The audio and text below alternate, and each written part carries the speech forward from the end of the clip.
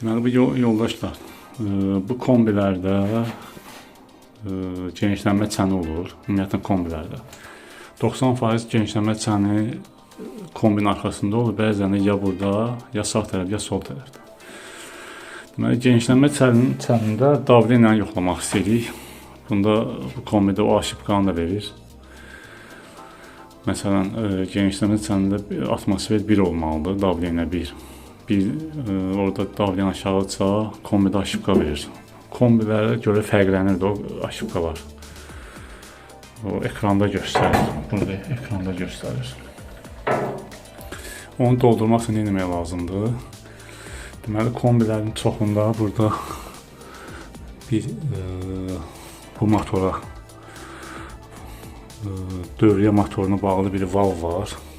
Onu açırsınız ta ki təzyiq sıfıra düşənəcək. İndi mən açmışam. Artıq su qalmıyor. Demək olar ki, davlən düşüb aşağı. Genişlənmə çəninə davlən nə tərəf olur, onu göstərəcəm. Əgər buradan genişlənmə çənindən davlən ilə vuranda nasosla təkər dolduran davlən nasoslar var. Oyun edə bilərsiniz. Mən indi maşının təkər təzyiqini qaldıran nasosla gələcəm. Deməli, genişlənmə çəninə təzyiq 1 atmosfer qaldırandan sonra bunun içindəki olan, o sistemdə olan, o kombidə olan sistemi artıq suyu buraxacaq çölə, buradan, həmən bu krandan.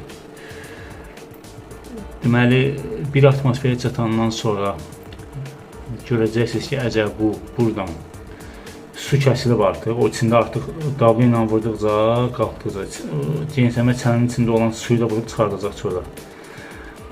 1 atmosferə çatandan sonra, deməli, buradan da hava gəlsə, bilir ki, genişlənmə çəninin içindəki membran cırılıb. İçində olan membran var, genişlənmə membranı. Yox, içindən bunun hava gəlmirsə, deməli, genişlənmə çənini sağlamdır. Əgər hava gəlirsə, deməli, içindəki membran cırılıb, onu dəyişmək lazımdır. Mən yoxlayacağım onu, görüm indi buradan hava gəlir və yaxud da genişlənmə çənini sağlamdır. Çənini bax, bu ilə yoxlayacaq. Adi maşının təkərini doldurmaq üçün nasosdur. Bu da 12 voltla işləyir.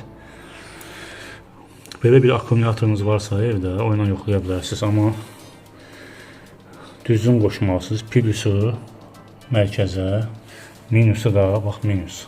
Burada plus göstərir. Minusu da qırağa qoşmalısınız. Adi maşına qoşulan təkrar dolduran nasosdur. İndi bu ilə yoxlayacağıq. Genişlənmə çəni buradadır. Adi avtomobillərin o hava dolduran yerin eynisidir. Bu nasosla onu yoxlayacağıq. Burada göstərir ki, yarım atmosfer var. İndi 1 atmosfer biz yoxlayacağıq. Görək.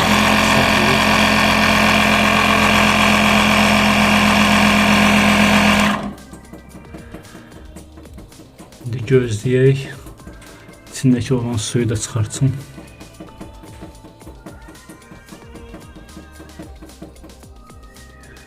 İndi biz bunu qaldırdıq 1 atmosferə.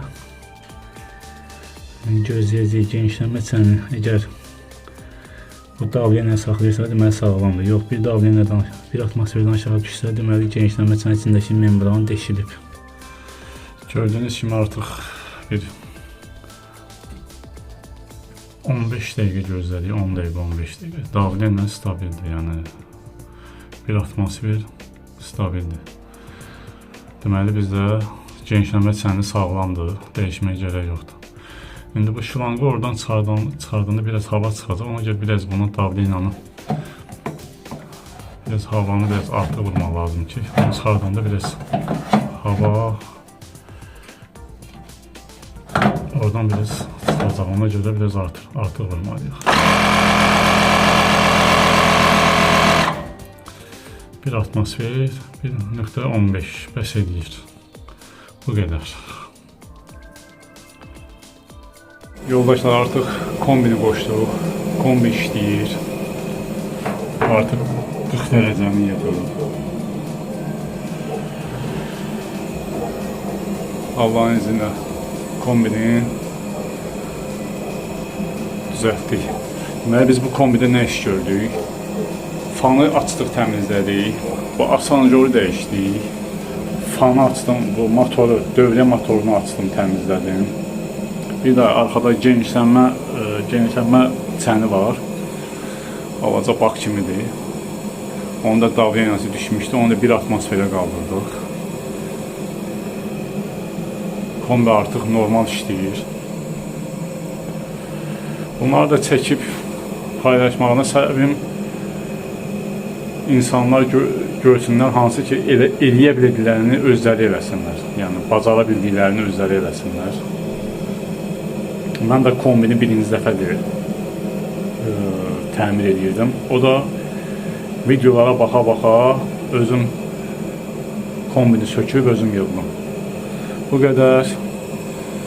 İşlərinizə uğurlar.